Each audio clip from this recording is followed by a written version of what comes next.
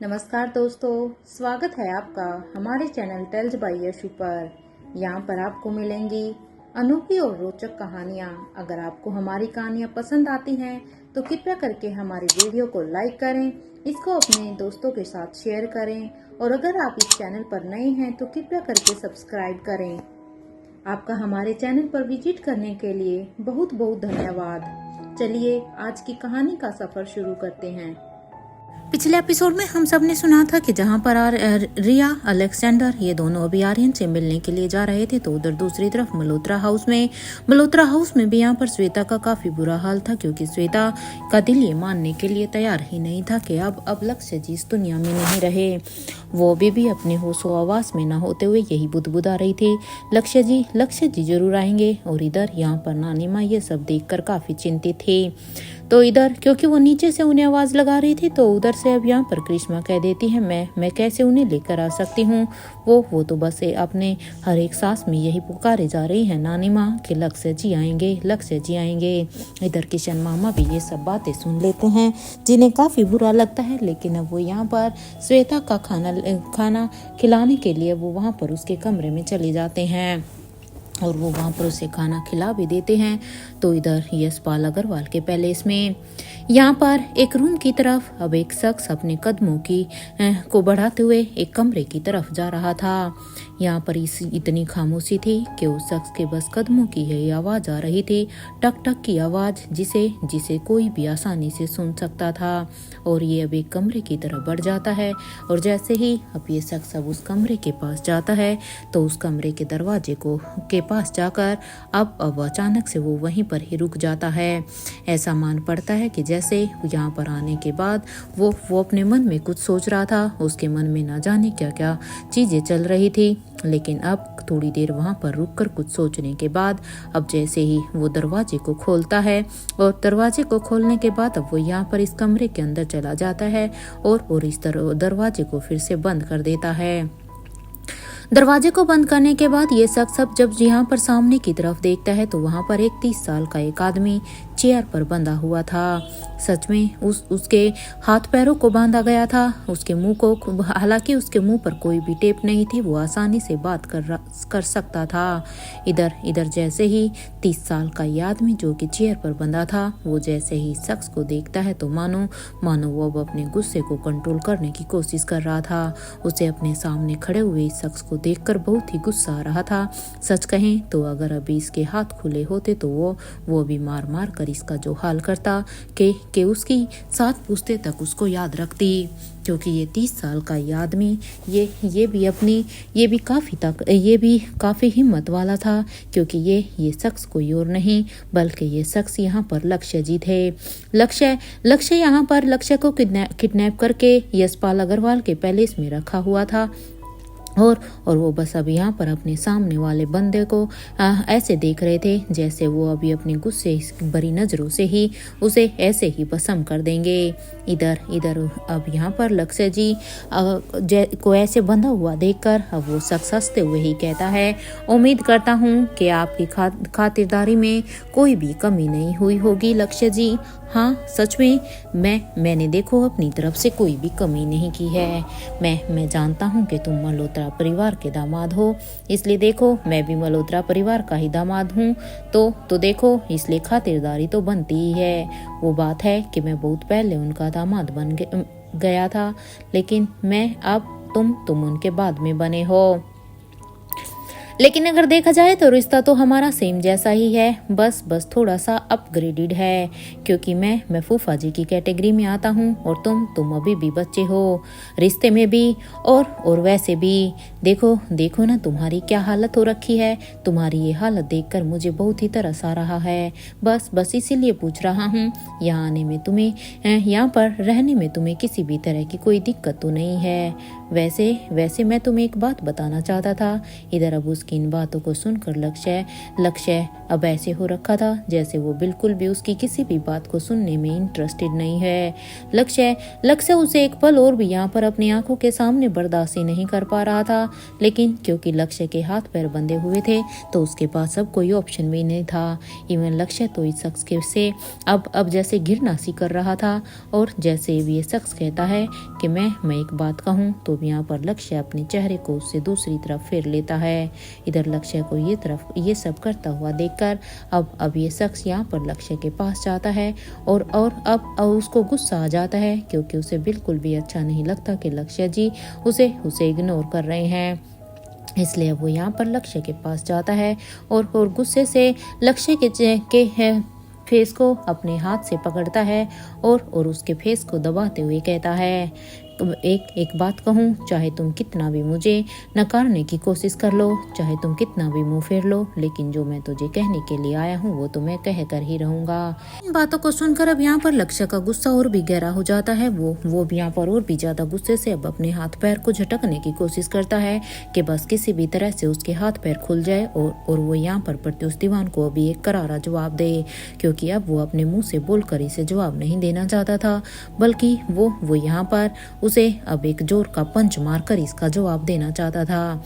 लेकिन यहाँ पर अब उसकी इन बातों को सुनकर बेचारा लक्ष्य कुछ कर ही नहीं पाता, तो इधर बस वो इतना ही कहता है, देखो प्रत्युष दीवान, तुमने मुझे यहाँ पर क्यों रखा है? मेरा परिवार मुझे ढूंढ रहा होगा, लेकिन हाँ, भले ही मेरा परिवार मुझे ढूंढने की कितनी ही कोशिश कर रहा है, लेकिन एक बार बस मैं उन तक पहुँच जाऊँ और एक बार तुम मेरे हाथों को खोल कर तो देखो, उसके बाद मैं तुम्हें बताता हूँ कि तुमने किसे हाथ लगाकर सबसे बड़ी गलती की है। लक्ष्य की अब यह वार्निंग सुनने के बाद अब यहाँ पर प्रत्युष एक ठंडी और कुटिल सी मुस्कान उसके चेहरे पर आ जाती है और इस मुस्कान के साथ अब वो उसके और भी करीब झुकता है और कहता है, ढूंढना? किसे ढूंढना लक्ष्य? हाँ, अरे ढूंढना तो तब होता है ना जब कोई खोया हुआ हो। लक्ष्य देखो, तुम कहीं खोए नहीं हो। जो तुम्हारा परिवार या मल्होत्रा परिवार तुम्हें ढूंढने की कोशिश करेगा। सच बात तो ये है कि मल्होत्रा परिवार ने तो तुम्हें हमेशा के लिए विदा कर दिया है। अब यहाँ पर अब उसकी इन बातों को सुनकर लक्ष्य बहुत ही हैरान होता है कि आखिर प्रत्युष दीवान क्या बकवास कर रहे हैं। उसे उसकी किसी भी बात पर कोई भी यकीन नहीं होता। तो इधर लक्ष्य के चेहरे पर हैरानी देखकर अब प्रत्युष दीवान अब उसे कहते हैं कि उसने सच में एक बहुत ही अच्छा प्लान बनाया था और उसके प्लान के अनुसार अब यहाँ पर सभी को दुनिया में, यानी खुद तुम्हारे परिवार को, खुद मल्होत्रा परिवार को, इवन तुम्हारी खुद वो बीवी, क्या हाँ, तुम्हारी बीबी श्वेता मल्होत्रा, उन सबको अब मैंने यकीन दिला दिया है कि तुम मर चुके हो, क्योंकि मैंने एक ऐसा जाल बिछाया है जिससे उन्हें खुद ब खुद ही यकीन हो गया है, और वो भी मेरे बिना सामने आए हुए, क्योंकि एक कार दुर्घटना का मैंने इतना अच्छा नाटक रचा है जिससे बस चलती हुई गाड़ी में एक लावारिस लाश रखना मेरे लिए कोई बड़ा काम नहीं था। और तुम्हारी वो घड़ी और अंगूठी, अरे जो तुम्हारी निशानी थी, बस थोड़ी सी डिफिकल्टी मुझे उसे रखने में आई, अदरवाइज देखो मैंने कितनी आसानी से सारा का सारा काम कर दिया, क्योंकि अब तुम्हें ना तो कोई ढूंढ पाएगा और ना ही ढूंढने की कोशिश करेगा। अब यहाँ पर उसकी ये बातें सुनकर लक्ष्य बस हैरानी से प्रत्युष दीवान को ही देख रहा था और इधर अब यहाँ पर उसको इस तरह से देखता हुआ देखकर अब मानो यहाँ पर प्रत्युष दीवान को और भी ज्यादा सुकून मिल रहा है, और अब वो यहाँ पर लक्ष्य के कान के पास जाकर अब फुसफुसाता है और कहता है, देखो लक्ष्य, मैंने दुनिया के साथ साथ तुम्हारे परिवार को भी यकीन दिला दिया है कि तुम्हारी मौत हो चुकी है। अब उन लोगों के पास तो कोई भी उम्मीद नहीं है कि तुम वापस से उनकी जिंदगी में जाओगे, और तुम्हारी वो पत्नी श्वेता, हाँ, वो तो विधवा का सफेद लिबास पहन चुकी है, और मल्होत्रा खानदान का इकलौता दामाद अब सिर्फ मैं हूँ। अब यहाँ पर उसकी ये बातें सुनने के बाद अब यहाँ पर लक्ष्य भी कहता है, नहीं, तुम भी अब उनके कोई दामाद नहीं हो, तुमने धोखा दिया है। अरे सच बात तो ये है कि तुम भी उनकी नजरों में कब के मर चुके हो। तुम्हें याद है ना कि किस तरह से तुम्हें दुश्मनों ने गोली मारी थी उनके सामने ही, और किस तरह से तुम्हें घसीटते हुए लेकर गए थे।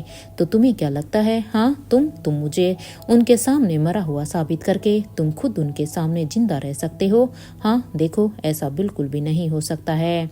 और मैं तुम्हें अभी भी कह रहा हूँ, मैं रिश्तों की बातें तो अब तुम्हारे सामने, तुझ जैसे इंसान के सामने बिल्कुल भी नहीं करना चाहूँगा, क्योंकि तुमसे घटिया इंसान तो मैंने आज तक बिल्कुल भी नहीं देखा है। अब यहाँ पर उसकी इन बातों को सुनकर अब यहाँ पर प्रत्युष दीवान कहता है, हाँ तो नहीं देखा है तो क्या, आज देख लो, क्योंकि सच में मुझे जो सुकून मिल रहा है ना, मैं तुम्हें बता नहीं सकता। अब यहाँ पर ये सुनते ही अब यहाँ पर लक्ष्य अब जोर जोर से चिल्लाने लगता है और कहता है, प्रत्युष अग्रवाल, तुम एक धोखेबाज इंसान हो। अरे सच में कुछ तुमसे ज्यादा धोखेबाज कोई भी नहीं हो सकता। अरे सच कहूँ, तुम किसी और की क्या होगे जब तुम खुद अपनी बेटी के ही नहीं हुए। अरे तुम्हारी बेटी के ऊपर ना जाने क्या क्या बीत रही थी। उसने रिसेंटली ही अपनी माँ को यानी कि शीला को खोया है, और उसके बाद उसे संभालने की बजाय तुम तो यहाँ पर अपने इन काले कामों में लगे हुए हो। सच में तुम्हारे से ज्यादा घटिया इंसान मैंने आज तक अपनी जिंदगी में ही नहीं दिया है। तुमने मुझे धोखा दिया है। अब यहाँ पर लक्ष्य अब उसे ये सब कह रहा था, तो इधर दूसरी तरफ यहाँ पर नताशा के कमरे में नताशा अब यहाँ पर यशपाल अग्रवाल के पैलेस में यहाँ पर अपने कमरे में बैठी हुई थी, और वो भी अपने दिमाग में यही सब सोच रही थी, काश अनिका ने जिस काम के लिए मुझे यहाँ पर भेजा है वो काम हो जाए, क्योंकि मैं बिल्कुल भी नहीं चाहती कि अनिका के इस काम में मैं असफल हूँ, क्योंकि अनिका की मुझसे बहुत ही ज़्यादा उम्मीद है। इसलिए हर हाल में मुझे इस काम को करना ही होगा। लेकिन मुझे ये समझ में नहीं आ रहा है कि वो मैं करूँगी कैसे। इतना समय हो गया है मुझे यहाँ पर रहते हुए आयशा मारवा बनकर, लेकिन अभी तक मैं अपने काम में कामयाब नहीं हो पा रही हूँ। और वैसे भी दूसरी बात मेरे लिए ये है, मुझे तो समझ ही नहीं आ रहा है कि लक्ष्य यहाँ पर कहाँ हो सकता है, क्योंकि अनिका ने मुझे साफ साफ कहा था कि लक्ष्य जरूर यहाँ पर ही यहीं कहीं है, यहाँ पर इसी पैलेस में ही। लेकिन इतने समय से मैं कितनी कोशिशें कर रही हूँ, लेकिन अब तक मुझे लक्ष्य कहीं पर भी दिखाई नहीं दिया। आखिर लक्ष्य को कहाँ पर छिपा कर रखा जा सकता है, कैसे पता लगाऊं। सच में ये मेरे लिए बहुत ही मुश्किल काम है। मैंने कभी सोचा नहीं था कि अनिका का बताया हुआ ये काम मेरे लिए इतना मुश्किल हो सकता है। अगर अनिका मुझे कहती कि मुझे किसी की हड्डियां तोड़नी है, तो उसके लिए तो मैं एक पल भी नहीं सोचती, और वो काम मैं इतनी जल्दी से कर देती कि बस अनिका को भी मुझ पर प्राउड फील होता। लेकिन अब मैं क्या करूं, क्योंकि मेरे लिए ये काम इतना ट्रिकी हो गया है कि मुझे लक्ष्य का कोई सुराग ही नहीं मिल रहा। और दूसरी एक तो मैं लक्ष्य तक नहीं पहुंच पा रही हूँ, और दूसरा तो मुझे ये भी समझ में ही नहीं आ रहा है कि आखिर अनिका को यहाँ पर पापा के ऊपर इतना शक क्यों हो रहा है। अरे देखो ना, मैं कितने समय से यहाँ पर उनके साथ रह रही हूँ, वो तो कितनी अच्छी हैं, उनका नेचर कितना अच्छा है। उनकी बातों से, उनके नेचर से मुझे कभी भी ये सब लगा ही नहीं है कि वो कभी इन सब चीज़ों के पीछे हो सकते हैं। लेकिन फिर भी पता नहीं क्यों अनिका के दिमाग में ये सब चल रहा है। एनीवे, खैर, अगर अनिका को ये लग रहा है तो जरूर कुछ ना कुछ होगा। शायद उसे वो सब कुछ पता होगा जो मुझे नहीं पता है। लेकिन अगर मैं अपने दिल की कहूँ तो मुझे तो यहाँ पर इनसे किसी भी तरह का कोई भी डर नहीं है। इवन सच कहूँ तो मुझे इनका नेचर भी इतना अच्छा लग रहा है, शायद ही किसी का होगा। खैर, मैं यहाँ पर जिस काम के लिए यहाँ पर आई हूँ उसे तो मैं सबसे पहले कर लूँ, क्योंकि उसे करना मेरे लिए सबसे पहली प्रायोरिटी है।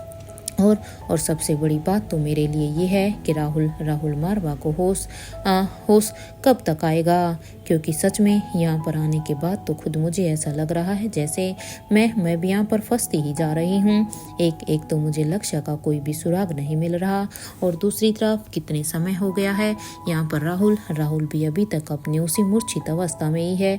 राहुल ने अभी तक अपनी आंखें नहीं खोली है।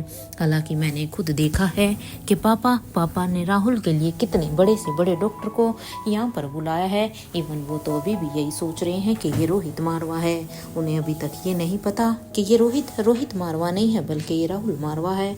और शायद इस बात को छिपाने में ही अनिका का कोई मकसद होगा। एनीवे, ये अनिका का काम है। मुझे बस जिस काम के लिए भेजा गया है, मुझे बस वो करना है। एक तरफ जहाँ पर नताशा ये सब सोच रही थी, क्योंकि उसे कुछ भी समझ में नहीं आ रहा था कि वो सच में अपने पापा यहाँ पर यशपाल अग्रवाल पर ऐसे कैसे शक कर सकती है। उसे अनिका की ये बातें समझ नहीं आ रही थी, तो अभी तक वो लक्ष्य तक भी नहीं पहुंच पाई थी, क्योंकि अनिका ने उसे खासकर लक्ष्य का पता लगाने के लिए यहाँ पर भेजा था। तो इधर दूसरी तरफ उसी रूम में जहाँ पर लक्ष्य को कैद करके रखा हुआ था, अब लक्ष्य यहाँ पर अपने सामने खड़े हुए प्रत्युष दीवान से कहता है कि तुम जैसे दुश्मनों से सही तो अरे वो दुश्मन होते हैं जो बॉर्डर पर लड़ते हैं। कम से कम हमें उनके साथ लड़ते हुए ये तो पता होता है कि वो हमारे दुश्मन हैं। वो पीछे से हमारी कमर पर वार तो नहीं करते। अरे बॉर्डर पर जब हमारी लड़ाई होती है तो आमने सामने की होती है। लेकिन आप जैसे लोगों का क्या कहना। अरे आप जैसे लोग तो सच में दुश्मनों के नाम पर भी एक कलंक हो, क्योंकि आप जैसे लोगों ने तो दुश्मनों की परिभाषा ही बदल दी। क्योंकि आप जैसे लोग तो नकाब अपने चेहरे पर एक नकाब को लगाकर अपनों को पहना, आप अपने चेहरे के नकाब को लगाकर अपनों के सामने आते हो और उन्हें ही धोखा देते हो। सच में ऐसे दुश्मनों की परिभाषा मुझे बिल्कुल समझ में नहीं आती। काश मुझे तुम्हारे बारे में पहले पता होता तो आज तुम्हारी इतनी हिम्मत नहीं होती कि तुम यहाँ पर मेरे सामने खड़े होकर ये सब बकवास कर रहे होते। लेकिन कोई बात नहीं, सच कहूँ तो तुम भी हमारे कोई अपने नहीं हो। अरे तुम बॉर्डर पर खड़े हुए दुश्मनों से भी गए गुजरे दुश्मन हो। इवन मैं ये कहूँगा कि तुम कायर हो, क्योंकि तुम्हारे अंदर दम नहीं है आमने सामने की लड़ाई करने का। अरे मैं तो वहाँ पर सच कहूँ तो आपको बचाने के लिए आया था, क्योंकि वहाँ पर जब आप लोगों को बंधक बना कर रखा गया था तो श्वेता जी वहाँ पर आप सबसे मिलने के लिए आई थी। लेकिन उस समय श्वेता जी ने जो देखा उसे देखकर वो वापस लौट गई थी। लेकिन उसके बाद वो एक बहुत ही बड़े सदमे में थी। जब मैंने श्वेता जी से बात की तो उन्होंने मुझे सारी की सारी बातें बताई कि वहाँ पर उन लोगों ने आपके साथ क्या किया है, उन्होंने कैसे आपको गोली मारी। हाँ देखो, और उसकी ये बात सुनकर मुझे लगा सच में आपके साथ बहुत ही जाती हुई है। इवन करिश्मा के साथ बहुत ही बड़ी जाती हुई है। उसने बेचारी ने अभी अपनी माँ खोई थी और साथ के साथ तुम्हारे साथ भी ये सब हो गया। इसलिए ये सब सोचकर ही मैं मल्होत्रा हाउस में जो भी कुछ हो रहा था उन्हें बचाने के लिए वहाँ पर आया था। पापा ने कहा था कि आपको शूट किया गया था। इस बात पर अब यहाँ पर प्रत्युष अग्रवाल कहते हैं, मैं अपनी बहन आयशा का सगा ही नहीं हुआ तो मैं भला तुम्हारा और तुम्हारे साथ मल्होत्रा परिवार का सगा कैसे हो सकता हूँ। ये तुम्हारी गलती है लक्ष्य, और साथ के साथ मल्होत्रा परिवार की भी। अरे तुम लोगों को मेरे ऊपर विश्वास करना ही नहीं चाहिए था। अब यहाँ पर उसकी ये बात सुनकर अब लक्ष्य कहता है, हाँ तुम सही कह रहे हो, क्योंकि इसमें गलती पापा की भी नहीं है। क्योंकि जब मैं वहाँ पर उन लोगों के लिए बचाने के लिए आया तब पापा के चेहरे पर जो उदासी थी, उनके आंखों में जो आंसू थे तुम्हारे लिए कि वो तुम्हें नहीं बचा पाए, जबकि वो तो इस गिल्ट में थे कि उन्हें काश उन्हें कुछ हो जाता। लेकिन आपको कुछ भी नहीं होता। कम से कम करिश्मा के पास आप तो होते। वो शायद आज भी इसी गिल्ट में होंगे, क्योंकि अभी तक उन्हें सच्चाई का पता ही नहीं है। और मैंने भी पापा की इन बातों पर यकीन कर लिया। लेकिन सच बात यह है कि तुमने तो गिरगिट को भी माफ कर दिया। अरे गिरगिट को भी अपने रंग बदलने पर शर्म आ जाएगी, लेकिन तुम जैसे तुच्छ इंसान को बिल्कुल भी नहीं आएगी। अब यहाँ पर प्रत्युष कहता है, ये सब बातें मेरे लिए कोई मायने ही नहीं रखती हैं। मैं पहले ही तुम्हें कह चुका हूँ ना कि मेरे पापा ने आयशा मेरे पापा की बेटी है। तो जब मैं कभी आयशा के बारे में ही नहीं सोच सकता तो तुमने उम्मीद ही कैसे कर ली। इसमें मेरी कोई गलती नहीं है, इसमें गलती है तो तुम्हारी और साथ के साथ मल्होत्रा परिवार की। तुम लोगों को मुझ पर विश्वास करना ही नहीं चाहिए था। और हाँ देखो, अभी चुपचाप यहीं पर ही बैठे रहो, वरना तुम्हें मारने में मुझे वक्त बिल्कुल भी नहीं लगेगा, क्योंकि तुम अभी सच में बहुत जरूरत से ज्यादा ही बोल चुके हो। अभी यहाँ पर प्रत्युष अग्रवाल की ये बातें सुनने के बाद अब यहाँ पर लक्ष्य जी कहते हैं, देखो तुम्हें क्या लगता है कि मैं तुम्हारी इन खोखलेबाजियों से मैं डरता हूँ? अरे अगर तुम्हारे अंदर दम है तो मुझे मार कर दिखाओ। चलाओ अपनी ये गोली चलाओ और मुझे यहीं पर ही खत्म कर दो, क्योंकि मैं भी सच कहूँ तो यहाँ पर तुम लोगों के साथ यहाँ रहने से अच्छा मैं खुद ही मरना चाहूँगा। और वैसे भी एक बात कहूँ, क्योंकि सच कहूँ तो तुम्हारे अंदर वो हिम्मत ही नहीं है जो तुम मुझे गोली मार सको, क्योंकि तुम वो कायर हो जो पीछे से वार करते हैं, जो अपने सगों को ही डसते हैं, जो अपने मकसद के लिए अपने परिवार जिनके साथ उनके ना जाने कितने ही सालों से रिश्ते होते हैं, उसके बाद भी वो उन्हें बिल्कुल भी नहीं छोड़ते। तो देखो मुझे बिल्कुल भी नहीं लगता कि तुम मुझे यहाँ पर मार पाओगे। भले ही तुम आयशा आंटी के भाई होकर भले ही उनके सगे नहीं हो, लेकिन अगर मैं सच कहूँ तो तुम अपने आप के भी सगे नहीं हो, क्योंकि तुम अपने आप को भी धोखा दे रहे हो। इधर लक्ष्य की ये बातें सुनने के बाद अब यहाँ पर प्रत्युष अग्रवाल को बहुत ही गुस्सा आता है और वो यहाँ पर गुस्से में अब लक्ष्य जी के चेहरे पर एक थप्पड़ मार देता है। इधर यहाँ पर इस थप्पड़ की गूंज बहुत ही ज्यादा थी, पूरे ही कमरे में अब इसकी गूंज कुछ समय तक गूंज रही थी। तो इधर यहाँ पर उसके थप्पड़ की मार के बाद भी लक्ष्य जी के चेहरे पर बिल्कुल भी कोई भी डर नहीं था। वो अभी भी उसके आंखों से आंखें मिलाकर अब यहाँ पर अपनी बातों को बंद नहीं करते और वो कहते हैं, क्यों क्या हुआ? बस मेरी इन्हीं धमकियों से तुम्हारा खून खोल गया? हाँ देखो, एक बार बस मेरे ये हाथ पैर खोलो, उसके बाद मैं तुम्हें बताता हूँ कि दुश्मन कैसा होता है और वार कैसा होता है, क्योंकि हमें वार आमने सामने से करना सिखाया गया है, ना कि तुम जैसों की तरह मुखोटा पहनकर। इसलिए देखो, मैं तुम्हें कम से कम ये तो सिखा दूंगा, वरना देखो तुम्हारी मौत तो पक्की है, लेकिन फिर तुम बिना कोई सबक के ही ऐसे ही मारे जाओगे। इधर यहाँ पर उसकी इन बातों को सुनने के बाद अब प्रत्युष दीवान कहता है, क्या तुम्हें सच में ऐसा लगता है कि तुम यहाँ से कभी निकल पाओगे? अपनी उस उम्मीद को छोड़ दो लक्ष्य जी, आप अब यहाँ से कभी भी जा नहीं पाओगे। अगर यहाँ से आपकी जाएगी तो सिर्फ बॉडी ही जाएगी। अब उसकी इन बातों को सुनने के बाद अब लक्ष्य जी कहते हैं, ये धांधलेबाजी किसी और के सामने करना, सच बात तो ये है कि आप लोग मुझे मार ही नहीं सकते हैं, क्योंकि मैं एक बात कहूँ, अगर आप लोगों के लिए मुझे मारना इतना आसान होता तो आप लोग अब तक इतने समय तक इंतजार ही नहीं करते, आप कब तक मुझे मार देते, क्योंकि मैं कोई ऐसा खजाना तो हूँ ही नहीं जिसके द्वारा आपको कोई मुझसे इन्फॉर्मेशन चाहिए हो, क्योंकि मेरा तो सब कुछ क्लियर है। इसलिए आप लोगों ने सच कहूँ तो आप लोग मुझे इसलिए नहीं मार रहे हैं क्योंकि आपके ग्रुप की एक साथी यानी कि नेत्रानिका के कब्जे में है, और जब तक नेत्रानिका के कब्जे में है, ये बात तो मैं भी पूरी तरह से जानता हूँ, तब तक तुम्हारे में से कोई भी मुझे नहीं मार पाएगा। अब यहाँ पर लक्ष्य की ये बात सुनते ही अब प्रत्युष दीवान अब लक्ष्य की तरफ से थोड़ा सा दूर जाते हुए अब अपने हाथ की मुट्ठी बनाकर उसे अब दीवार पर पटकते हैं और कहते हैं, मुझे अच्छी तरह से पता है तुम क्या कहना चाह रहे हो, और सच कहूँ तो ये तुम अपना एक गुड लक समझना कि नेत्रानिका के कब्जे में है। अगर वो नेत्रा उसके कब्जे में नहीं होती ना, तो सच में अब तक तो मैं तुम्हारी इतनी सारी बातें नहीं सुनता, मैं तुझे कब का ऊपर बेच चुका होता। और सच में तुम्हारी बीबी ने अब सच में वाइट कपड़े पहने हुए होते, और वो भी हकीकत में, क्योंकि पहने तो उसने अभी भी हैं, लेकिन अभी वो झूठे पहने हुए हैं, क्योंकि अभी उन्हें नहीं पता है कि तुम हमारे पास हो और इसी चीज का तुम फायदा उठा रहे हो। और ये कहते हुए ही प्रत्युष दीवान अब यहाँ से चले जाते हैं।